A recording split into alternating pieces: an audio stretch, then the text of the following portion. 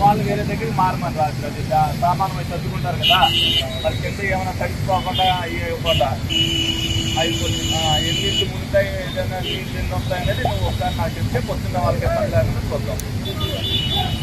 నేను ఆర్టీఓ గారికి నేను ఒకసారి చూసుకుంటే నేను ఆర్టీఓ గారికి